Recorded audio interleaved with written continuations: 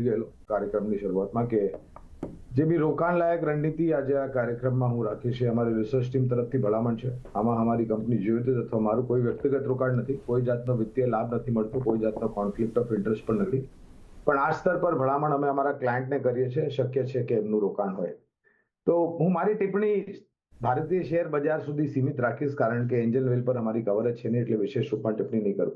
અને મેં પહેલા બી આ વાત કીધી છે પ્રીતિ કે જો તમારી વિચારધારા ભારતનું શેર બજાર આવનારા 3-5 વર્ષ અથવા તો વધુ સમય માટે સારું કામકાજ કરશે, સાધારણ 12-15% રન રેટ પર વર્ષે તમને રિટર્ન મળે, તો તમે કમ્પાઉન્ડિંગ કરો તો તમે અંદાજો લગાડી શકો છો કે ભારતીય શેર બજારના સેન્સેક્સ નિફ્ટીના સ્તર શું હોઈ શકે છે આવનારા ભવિષ્યમાં.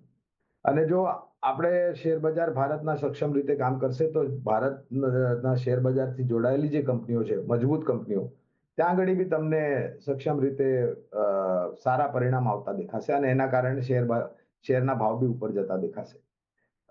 જેમ મેં કીધું, આ ક્ષેત્ર અમને ગમે છે પ્રીતિ.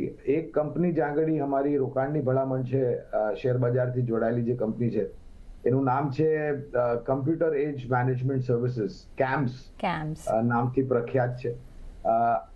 પાયાના મતે અહીંયા ખરીદારીની ભલામણ છે. પણ પછી એ પ્રીતિ પ્લેટફોર્મ પ્રોવાઈડર હોય, ઉદાહરણ તરીકે આ કોઈ ભલામણ નથી કરતો, બીએસસી અથવા તો સર્વિસ પ્રોવાઈડર જેમ કેમ્સ છે, એનએસડીએલ છે, સીડીએસએલ છે, આ એક ઉદાહરણ આપી રહ્યો છું, ભલામણ નથી કર્યો. અથવા તો ઇન્ટરમીડિયેટ કંપનીઝ, જે બી સક્ષમ મજબૂત કંપની હશે શેર બજારથી જોડાયેલી, એ શેર બજાર સાથે આગળ વધશે.